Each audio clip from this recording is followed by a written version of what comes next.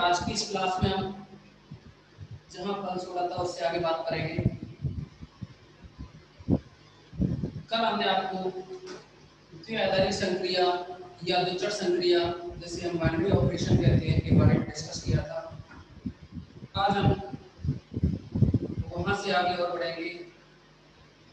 देखिए, द्विआधारी संक्रिया के बाद में हमने कुछ और भी आपको बता दिया था कल। एक तो था अलजेब्रिक स्ट्रक्चर, बीजीय पद्धति। इसके बाद में आपको बताया था ग्रुपोइड या मोनोइड और सेमी ग्रुप। ये सब हेडिंग करवा दी थी आपके लिए। अब हम इनके बारे में और भी डिस्कस करेंगे। तो देखिए, बीजीय पद्धति में आपको बताया था कि किसी भी अर्क समुच्चय के साथ में एक या एक से अधिक द्विआधारी संक्रिया हो सकती है। और इसके बाद में हमने आप लोगों को बताया बीजीय पद्धति के बाद में ग्रुपोइड, और ग्रुपोइड में बताया था कि किसी भी अर्क समुच्चय के साथ में केवल और केवल एक ही द्विआधारी संक्रिया होती है। दोबारा सुने कि जो बीजीय पद्धति होती है इसके साथ में तो कोई सेट है, एक नॉन एम्प्टी सेट, इसके साथ में एक या एक से अधिक द्विआधारी संक्रिया हो सकती है। स्टार 1, स्टार 2, स्टार 3 कितनी भी हो सकती है। लेकिन ग्रुपोइड के साथ में केवल और केवल एक ही बाइनरी ऑपरेशन होगा। अब देखो, इसके बाद में कुछ और भी कंडीशंस हैं, जैसे कि ग्रुप है, सेमी ग्रुप है, मोनोइड है, ग्रुप है, अबेलियन ग्रुप है, नॉन अबेलियन ग्रुप है। इनके बारे में और बात करेंगे हम। तो देखिए, इसमें ज्यादा टाइम नहीं लेंगे। एक तो लूप, लूप के बाद में सेमी ग्रुप, सेमी ग्रुप के बाद में मोनोइड, और मोनोइड के बाद में ग्रुप, इसके बाद में अबेलियन ग्रुप।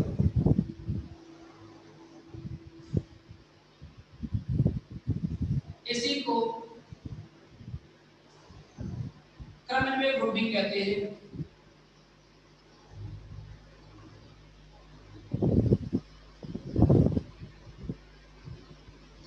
तो देखिए, ये जो डेफिनेशन थी अभी बची हुई थी, इनको हम केवल एक टेबल की हेल्प से समझेंगे आप लोगों को।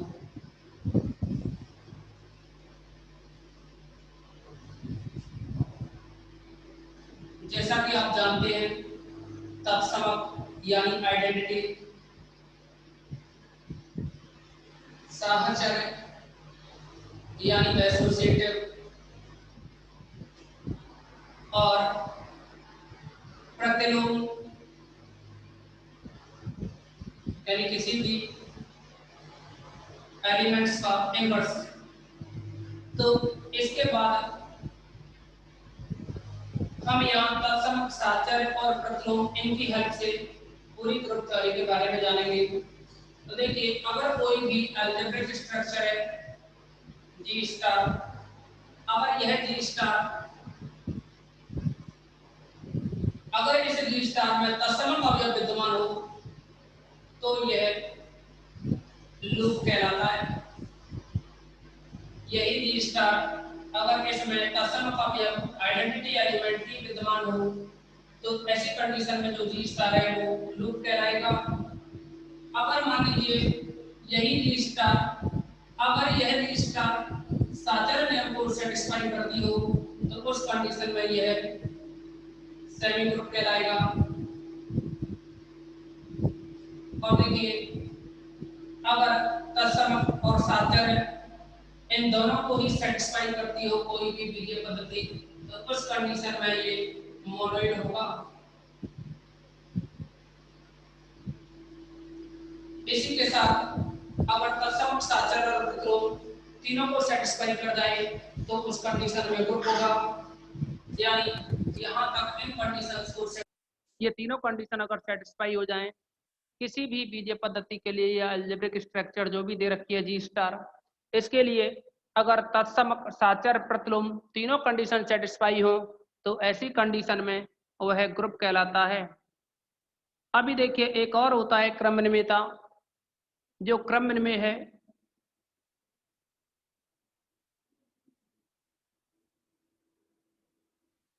तो ये चार कंडीशन अगर सेटिस्फाई हो जाएं, अगर ये चारों ही कंडीशन सेटिस्फाई हो जाएं, देखिए अगर कोई भी बीजीय पद्धति जी स्टार है वह कंडीशन तत्समक साचर प्रतिलोम और क्रम विनिमय को संतुष्ट कर जाती हो तो ऐसी स्थिति में वह अक्रम विनिमय ग्रुप कहलाता है।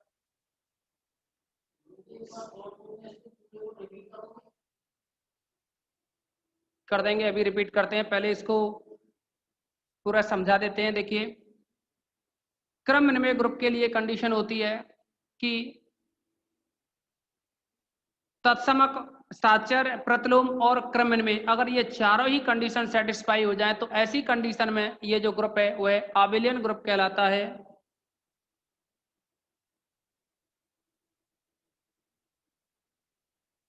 दोबारा से देखिए, एक बार इसे पूरा कंप्लीट बता देते हैं। स्टार्टिंग में हमने डिस्कस किया था और वह थी द्विआधारी संक्रिया, बाइनरी ऑपरेशन।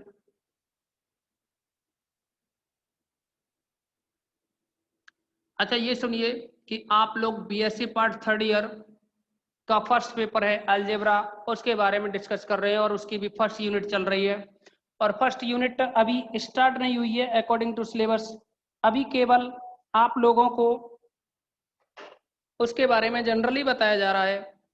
तो देखिए सबसे पहले द्विआधारी संक्रिया, इसके बाद में बीजीय पद्धति और इसके बाद में बीजीय पद्धति के बाद में भी ग्रुपोइड था, इसके बाद loop, semi group, monoid group, abelian group और आबेलियन ग्रुप को ही क्रम विनिमय ग्रुप के नाम से जाना जाता है। तो देखिए बीजीय पद्धति के बारे में या द्विआधारी संक्रिया के बारे में हमने पहले डिस्कस किया था। द्विआधारी संक्रिया कहो या द्विचर संक्रिया कहो या बाइनरी ऑपरेशन या समृत, इनको किसी भी नाम से जान सकते हैं। यानी दोबारा सुने, द्विआधारी संक्रिया कहो या द्विचर संक्रिया कहो या फिर समृत कहो या फिर इंग्लिश में कह सकते हो आप बाइनरी ऑपरेशन। तो इस बाइनरी ऑपरेशन की डेफिनेशन ये थी कि मान लीजिए ए कोई नॉन एम्प्टी सेट है, यानी ए एक रिक्त समुच्चय है और स्मॉल ए कैपिटल ए का एलिमेंट है और स्मॉल बी है वो भी कैपिटल ए का एलिमेंट है। अगर ए बी है या ए स्टार बी करने पे ये एलिमेंट ए का हो जाए तो ये कंडीशन होती है समृत की या द्विआधारी संक्रिया की। अब देखिए इसके बाद में बीजीय पद्धति क्या होती है कि किसी भी सेट ए के साथ में एक या एक से अधिक संक्रिया हो, जैसे कि स्टार 1, स्टार 2, स्टार 3 कितनी भी हो सकती हो, तो ऐसी कंडीशन में ये जो संरचना बनी वह है बीजीय पद्धति कहलाती है। तीसरा ग्रुपोइड की बात करें, ग्रुपोइड में क्या होता है कि कोई भी जो नॉन एम्प्टी सेट है उसके साथ में केवल और केवल एक ही द्विआधारी संक्रिया होती है। दोबारा सुने कि बीजीय पद्धति और ग्रुपोइड में कोई भी अंतर नहीं है। बीजीय पद्धति के साथ में एक या एक से अधिक द्विआधारी संक्रिया हो सकती हैं, लेकिन ग्रुपोइड के साथ में केवल और केवल एक ही द्विआधारी संक्रिया होगी। तो देखिए इसको विशेषकर आप ध्यान रखें, संक्रियाओं के आधार पर हम ये कह सकते हैं कि प्रत्येक ग्रुपोइड एक बीजीय पद्धति है लेकिन प्रत्येक बीजीय पद्धति ग्रुपोइड नहीं हो सकता। अच्छा इसके बाद में देखिए लूप है, सेमी ग्रुप है, मोनोइड है, ग्रुप है, आबेलियन ग्रुप है, इसके बारे में हम डिस्कस करें तो कुछ रूल्स होते हैं। तत्समक है, साचर है, प्रतिलोम है, क्रम विनिमय। इन 4 पॉइंट्स के आधार पर ही इन सभी की डेफिनेशन दी जा सकती है जो आपको यहाँ बॉक्स में बंद कर दिया गया है। तो देखिए अगर मान लीजिए कोई भी बीजीय पद्धति या ग्रुपोइड कहो वह कोई भी बीजीय पद्धति या ग्रुपोइड तत्समक कंडीशन को सेटिस्फाई कर जाए, यानी सेट ए में अगर तत्समक अवयव स्मॉल ई विद्यमान हो जाए तो ये जो बीजीय पद्धति बनी हुई है या ग्रुपोइड जो बना हुआ है ए स्टार, यह लूप कहलाएगा। और अगर मान लीजिए, देखिए तत्समक के बारे में आप जानते हैं वैसे भी, तत्समक के लिए A star E is equal to A is equal to E star A, ये तत्समक की कंडीशन होती है। दूसरा देखिए, अगर साचर की कंडीशन सेटिस्फाई हो जाए,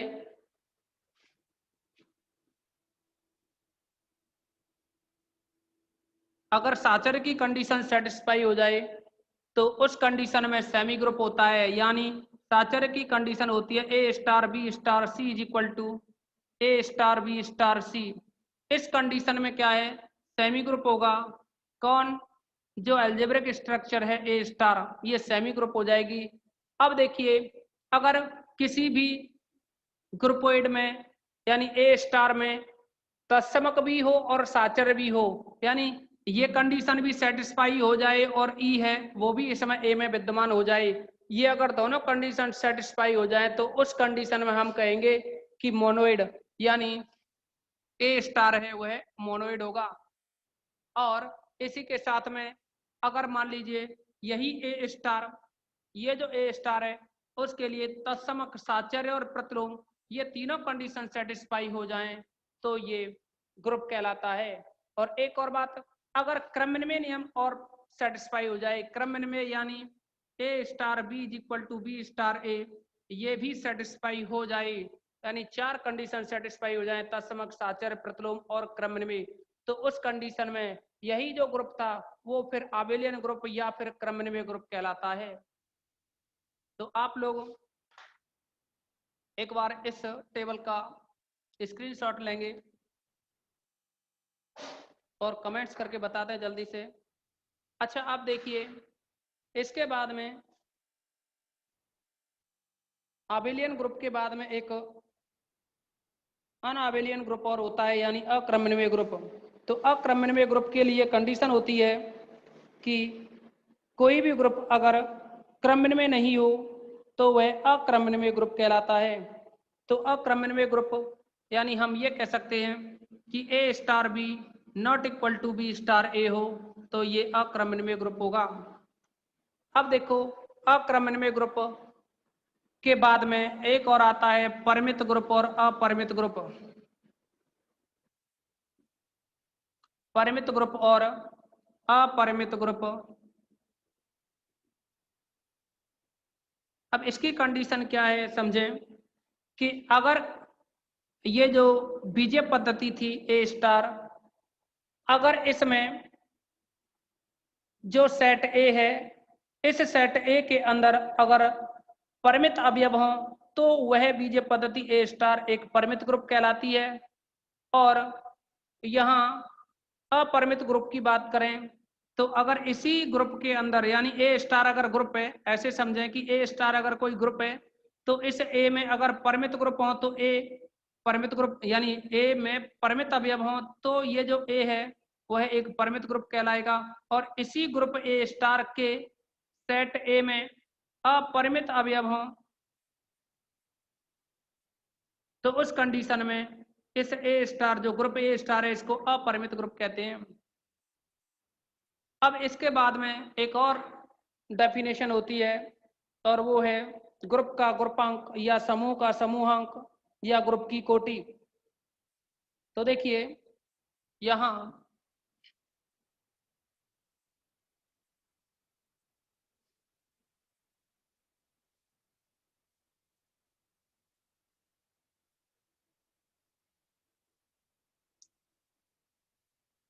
एक और डेफिनेशन है। देखो, आपसे जितना कहा जाए, हमने स्क्रीनशॉट की कहा था तो वहां पे स्क्रीनशॉट ले लेना चाहिए था। अपरिमित ग्रुप और परिमित ग्रुप, इनके बारे में अब ऐसी कोई ज्यादा जरूरत नहीं पड़ती, इसीलिए हमने नॉर्मली बता दिया। और आप स्टार्टिंग 11th क्लास से जानते हैं समुच्चय के बारे में कि परिमित समुच्चय और अपरिमित समुच्चय। वैसे ही ग्रुप होता है। अगर देखिए, समुच्चय में परिमित अवयव हो जाए तो वह परिमित अवयव हो जाए तो वह परिमित समुच्चय कहलाएगा, अगर परिमित नहीं हो तो अपरिमित। तो कहने का मतलब ये उसी आधार पर ग्रुप के बारे में है। तो अब देखिए, ग्रुप का ग्रुपांक अथवा समूह का समूहांक अथवा ग्रुप की कोटि। तो देखिए इसको हम ऑर्डर ऑफ ए ग्रुप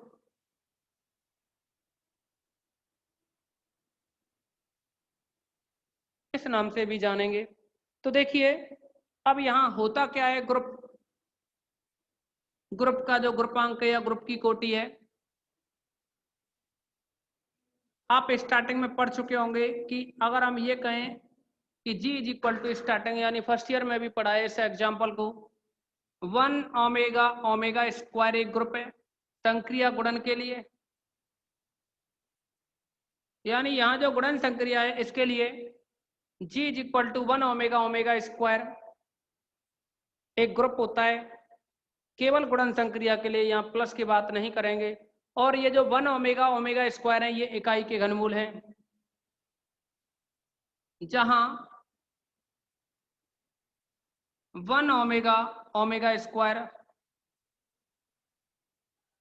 इकाई के घनमूल हैं,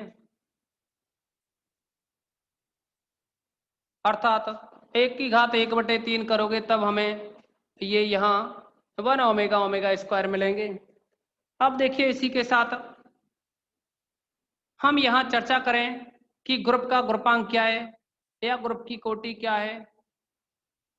तो देखो इस ग्रुप में कितने अवयव हैं, 1 2 3, 3 अवयव हैं।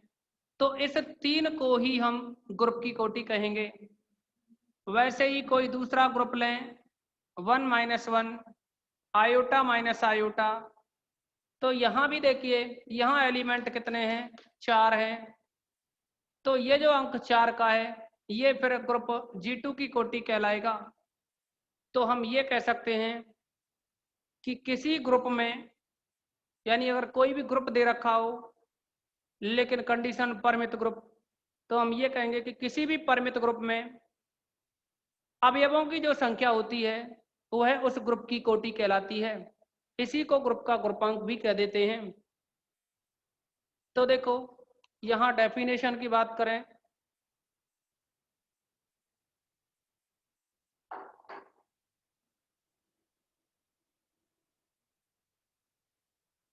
एक और बात देखिए, जब हम ग्रुप के ग्रुपांक की बात कर रहे हैं तो एक तो व्यक्त करने का जो तरीका होता है वो है ऑर्डर ऑफ जी। जी कोई ग्रुप है, ऑर्डर यानी उसकी कोटि।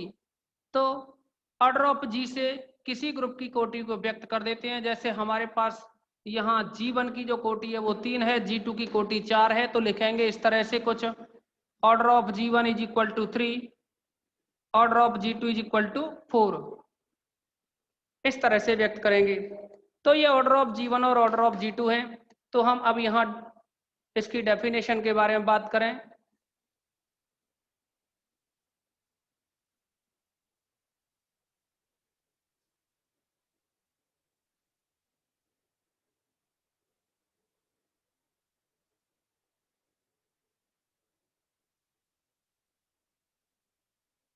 देखिए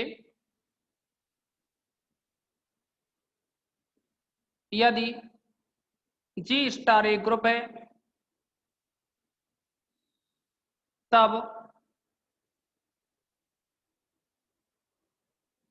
G में अवयवों की संख्या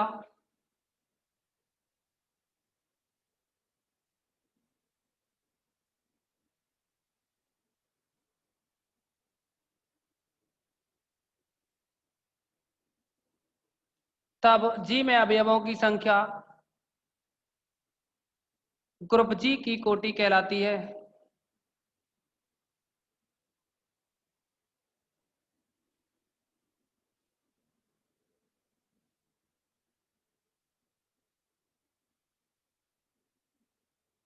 और इसे ऑर्डर ऑफ G से व्यक्त करते हैं।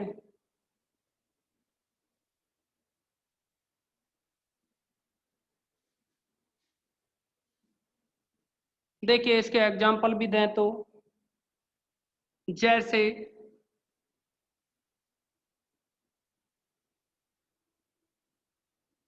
गुणन संक्रिया के लिए, ये डॉट गुणन संक्रिया है के लिए G1 is equal to 1 omega omega square तथा G2 is equal to 1 minus 1 iota minus iota.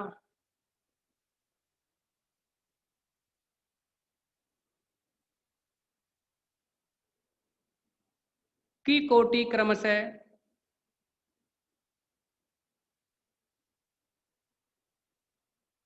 निम्न है, या ऐसे लिख दो क्रमशः order of G1 is equal to 3,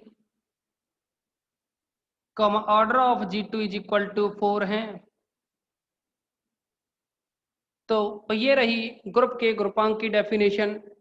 अभी देखिए, ये अभी आपके सिलेबस में नहीं है, ये फर्स्ट ईयर में हुआ करता था सिलेबस में। तो यहाँ कुछ जो आगे काम आएंगी हमें उन चीज़ों को डिस्कस करके चल रहे हैं बस। तो एक होता है प्रमेय है एक, और उस प्रमेय को केवल आपको माइंड में रखना है कि तत्समक अवयव किसी ग्रुप का अद्वितीय होता है। दूसरा है कि उस ग्रुप के प्रत्येक अवयव का प्रतिलोम अद्वितीय होता है। तीसरा है ए इनवर्स का inverse is equal to A होता है। और चौथा है उत्क्रमण नियम, ए बी का inverse is equal to B inverse A inverse होता है। तो देखिए, उस प्रमेय के बारे में बात करें तो ये है कथन, माना जी स्टार एक ग्रुप है,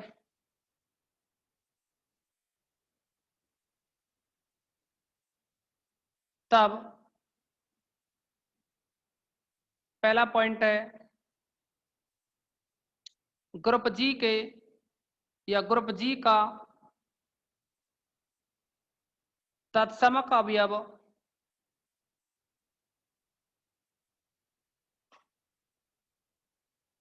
अद्वितीय होता है।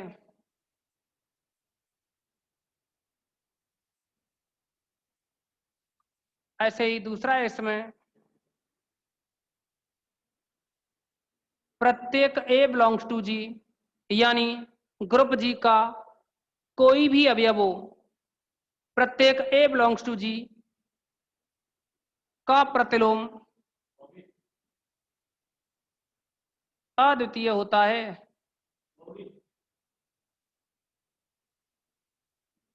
दूसरा ये रहा।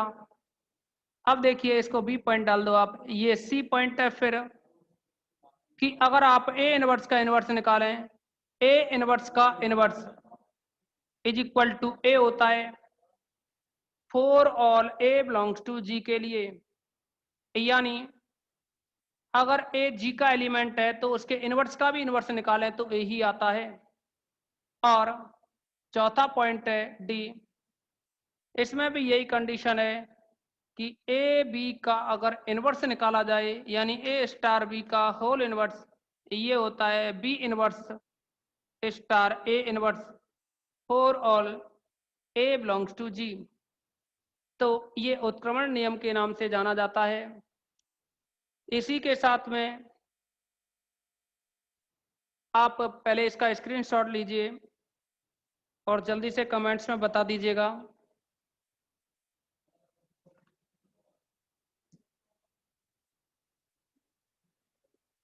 देखिए, एक निट्सन नियम होता है, निट्सन नियम आप स्टार्टिंग से जानते हैं, इसीलिए यहाँ उसके बारे में इतना डिस्कस लिखने के लिए नहीं कहेंगे, एक बार रिवाइज करा देंगे आप लोगों को। अब देखो, इसके बाद में क्या है कि एक तो अभी ग्रुप की कोटि पढ़ी, लेकिन इसके बाद हम अवयव की कोटि के बारे में बात करेंगे, जो कि बहुत ही महत्वपूर्ण है। अगर अवयव की कोटि के बारे में जानकारी नहीं हुई तो फिर आगे बहुत ज़्यादा समस्या आएगी, इसीलिए थोड़ा सा इसको अच्छे से समझोगे तो इसमें अवयव की जो कोटि है, देखिए अभी ग्रुप की कोटि के बारे में आप डिस्कस कर चुके हैं, जो कि हमने ऊपर बात की, यहाँ ग्रुप की कोटि के बारे में डिस्कस किया थोड़ी देर पहले ही आपने। तो ग्रुप में जो अवयवों की संख्या होती है वो ग्रुप की कोटि कहलाती है। लेकिन अवयव की कोटि क्या होगी इसके बारे में अब हम डिस्कस करेंगे। तो देखिए,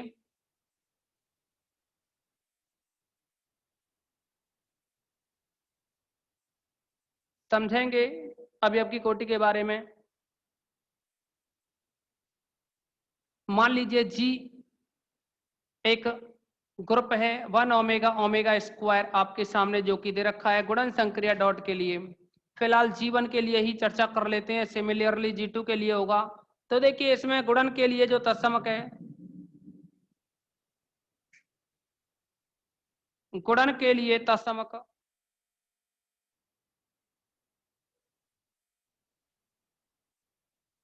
और ये है 1। यहाँ जो गुणन संक्रिया है उसके लिए तत्समक क्या है 1। देखिए तत्समक के बारे में आप लोग जानते हैं कि किसी अवयव ए से किसका गुणन करें कि वह अवयव ही आ जाए। तो यहाँ अगर ए के साथ में एक का गुणा करें तो क्या आ जाएगा, ए ही आ जाएगा। तो गुणन संक्रिया के लिए तत्समक क्या है, यहाँ 1 है। अब देखिए हम यहाँ किसी अवयव की कोटि के बारे में बात कर रहे हैं। हमें जैसे कि अगर ओमेगा की कोटि निकालनी है, ओमेगा की, तो देखिए ओमेगा की घात हम ओमेगा की न्यूनतम घात हम कितनी करें कि ये 1 आ जाए। तो आप देखेंगे कि ओमेगा पे अगर एक घात करें तो 1 नहीं होगा, ओमेगा पे 2 घात करें तो भी 1 नहीं आएगा। ये 1 गुणन तत्समक वाला है, यानी यहाँ जो 1 है वो कौन सा है, तत्समक होना चाहिए। तो देखिए ओमेगा पे एक घात करें तो ओमेगा की घात एक है वो एक नहीं होगा, ओमेगा पे 2 घात करें तो भी एक नहीं होता है, लेकिन ओमेगा पे घात 3 करने पे एक आ जाता है। जैसा कि आप लोग जानते हो इनमें रिलेशन कि omega cube is equal to 1 होता है और 1 plus omega square is equal to 0 होता है। तो देखिए ओमेगा क्यू की वैल्यू 1 आ गई। वैसे ही अगर हम बात करें ओमेगा स्क्वायर की ओमेगा स्क्वायर है इसकी कोटि की, तो देखिए ओमेगा स्क्वायर है इस पे कितनी घात करें कि 1 आ जाए। देखिए ओमेगा स्क्वायर पे अगर एक घात करो तो भी 1 नहीं आएगा, ओमेगा पे घात 2 की, ओमेगा स्क्वायर पे 2 घात की तो 2 2 4 हो जाएगा ना, ये तो 4 हो जाएगा। तो ये एक के बराबर नहीं आएगा, लेकिन ओमेगा की घात 2 गुणा 3 होगा तो 6 बनेगा, ओमेगा की घात 6 ये 1 हो जाता है, क्योंकि ओमेगा की घात 6 का मतलब हुआ ओमेगा क्यू स्क्वायर, तो omega cube 1 square is equal to 1। तो यहाँ देखिए ओमेगा स्क्वायर पे 3 घात करने पर क्या आ रहा है, तत्समक आ रहा है 1। यहाँ ओमेगा पे 3 घात करने पे तत्समक आ रहा है 1। तो इस कंडीशन में हम कहेंगे कि ओमेगा की जो कोटि है वो क्या है, 3 है। यहाँ ओमेगा स्क्वायर है इसकी भी कोटि कितनी है, 3 है। एक और महत्वपूर्ण है, देखिए थोड़ी देर पहले एक प्रमेय लिखाई, वैसे ही एक और प्रमेय आती है और वो उसके अकॉर्डिंग क्या है कि तत्समक जो अवयव होता है उसकी कोटि सदैव 1 होती है। यहाँ जैसे 1 है तो इस 1 की कोटि क्या होगी, 1 ही होगी। और भी किसी भी सेट के लिए या किसी भी ग्रुप के लिए चर्चा करें और तत्समक आ जाए, जैसे कि group G is equal to 0 1 2 3 4 modulo 5 संक्रिया के लिए, तो यहाँ तत्समक क्या है, प्लस संक्रिया के लिए 0 होगा। तो 0 की कोटि निकालोगे तो सदैव 1 ही होगी, यानी जो तत्समक है उसकी कोटि 1 होगी। अभी इसे लिखा देंगे नोट में। तो देखिए कोटि को लिखने का तरीका ध्यान दें दोबारा से कि ओमेगा की घात 3 करने पे 1 आ गया, यहाँ ओमेगा स्क्वायर की घात 3 करने पे 1 आ गया। जरूरी नहीं है कि हर एक क्वेश्चन में 3 घात करने पर ही तत्समक आई। तो अगर हम ये कहें कि कोई भी न्यूनतम, एक और बात देखिए इसमें ही हम अभी आपने किया कि ओमेगा पे घात 3 कर रहे हैं तो 1 आ रहा है, लेकिन ओमेगा पे घात 6 कर दें तब भी तो 1 आएगा, ओमेगा पे 9 घात करें तब भी 1 आएगा। अब क्या ये 6 और 9 सभी ये जो 6 और 9 है ये भी क्या कोटि होंगी, ये कोटि नहीं होंगी। 3 है, 6 है, 9 है, इतनी घात करने पर ओमेगा पर ये 1 आ रहा है। तो ऐसी स्थिति में यहाँ जो 3 6 9 सभी कोटि नहीं होंगी, केवल 3 ही कोटि होगी, क्योंकि डेफिनेशन कुछ इस तरह से है कि एक न्यूनतम धन पूर्णांक, न्यूनतम यानी कम से कम, एक न्यूनतम धन पूर्णांक स्मॉल n ग्रुप के किसी अवयव ए की कोटि कहलाता है यदि ए की घात n इज इक्वल टू ई हो, यानी कोई भी न्यूनतम धन पूर्णांक n है, अगर ग्रुप जी का एक अवयव है ए, अगर इस ए पे n घात लगाएं, लगाने के बाद में तत्समक आ जाए, तो ऐसी कंडीशन में ये जो n है ये क्या है, कोटि कहलाता है। n है वो कोटि कहलाता है किसकी, ए की। तो देखिए न्यूनतम धन पूर्णांक है n, वह ए की कोटि कहला रहा है। और लिखने का जो तरीका होगा, ए की कोटि को तो लिखेंगे order of A is equal to N, इससे व्यक्त करेंगे order of A is equal to N.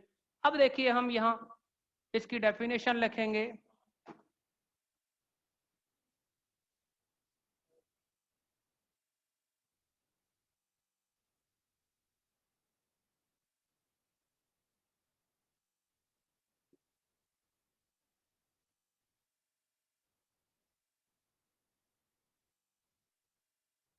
देखिए ग्रुप के किसी अवयव की कोटि, यानी आप कह सकते हो order of an element of A group. तो देखिए ग्रुप के किसी भी अवयव की जो कोटि होगी उसके बारे में हम यहाँ डेफिनेशन लिख रहे हैं। यदि जी स्टार एक ग्रुप है, यदि जी स्टार एक ग्रुप है, तब एक न्यूनतम धन पूर्णांक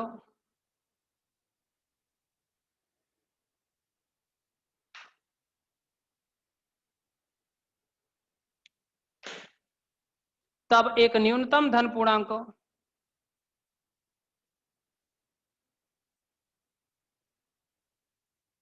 स्मॉल एन अवयव ए बिलोंग्स टू जी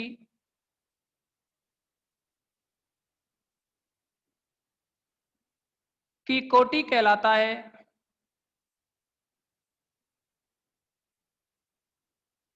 यदि ए की घात एन करने पर ई आ जाए,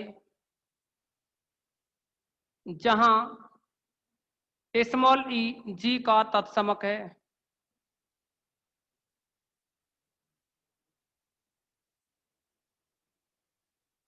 अभी देखिए ये तो रही ग्रुप के किसी अवयव की कोटि। इसी के साथ एक और डेफिनेशन रहेगी, उसको हम नोट करके लिखाएंगे।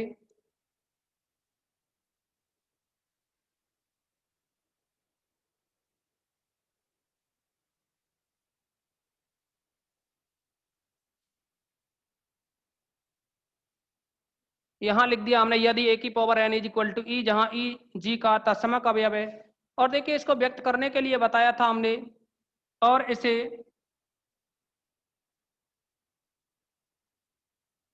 ऑर्डर ऑफ ए से व्यक्त करते हैं।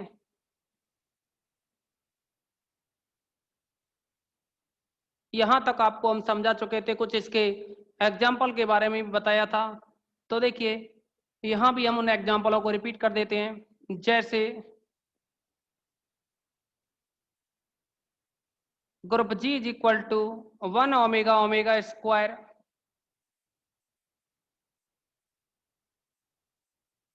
के गुणन संक्रिया के लिए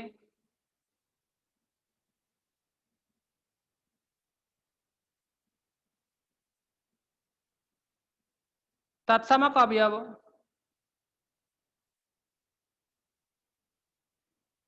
1 है।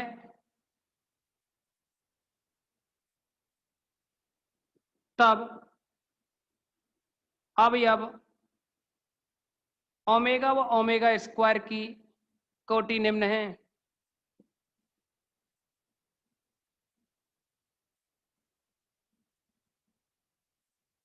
देखिए इसकी जो कोटि होंगी उसके बारे में डिस्कस करें तो ओमेगा पे घात 3 करो, या ओमेगा पे घात 6 करो, या ओमेगा पे घात 9 करो, सभी 1 के इक्वल आ जाएंगे, यानी तत्समक के इक्वल है ये सभी का तत्समक है। ऐसे ही देखिए ओमेगा स्क्वायर की बात करें तो ओमेगा स्क्वायर पे आप 3 घात करो, या ओमेगा स्क्वायर पे 6 घात करो, या ओमेगा स्क्वायर पे 9 घात करो, या और भी कितने भी इनको आगे बढ़ाया जा सकता है 3 के गुणज में। तो देखिए ये वैल्यू 1 होगी, ये भी 1 होगी और ये भी 1 होगी। अब समझें इसमें कि सभी की ये जो वैल्यू है वो 1 1 के इक्वल हैं। तो आप ये कह सकते हैं कि यहाँ 3 6 9 घात करने पर तत्समक आ रहा है। तो क्या 3 6 9 तीनों ही इसकी कोटि होंगी क्या ओमेगा की? नहीं, क्योंकि हमने आपको बताया कि एक न्यूनतम धन पूर्णांक स्मॉल एन अवयव ए बिलोंग्स टू जी की कोटि कहलाता है। यदि ए पे घात कौन सी घात है? एन, जो कि कैसी है? न्यूनतम धन पूर्णांक है स्मॉल एन। तो यानी छोटे से छोटा पूर्णांक लगाने पर तत्समक आ जाए, जैसा कि यहाँ छोटे से छोटा पूर्णांक 3 6 9 में 3 है, 3 करने पर ही तत्समक आ रहा है। तो यहाँ 3 ही ओमेगा की कोटि कहलाएगा, ना कि 6 और 9। वैसे ही ओमेगा स्क्वायर पे 3 6 9 घात करने पर तत्समक आ रहा है। तो ऐसी स्थिति में जो 3 है वह भी क्या होगा? ओमेगा स्क्वायर की कोटि होगी। तो हम यहाँ ये कह सकते हैं अतः order of omega is equal to 3 और ऐसे ही order of omega square is equal to 3, इतना लिखा जा सकता है। अब देखिए एक और बात इसमें कि ये तो हो गया कोटि की डेफिनेशन। अभी अगर हम एक नोट डाल करके एक नोट पॉइंट के बारे में डिस्कस करें, जैसा कि हमने बताया ओमेगा पे घात 3 करो या 6 करो या 9 करो तत्समक आ जाता है। वैसे ही हम एक नोट पॉइंट के बारे में आपको बता रहे हैं। यदि स्मॉल एम एक पूर्णांक इस प्रकार है कि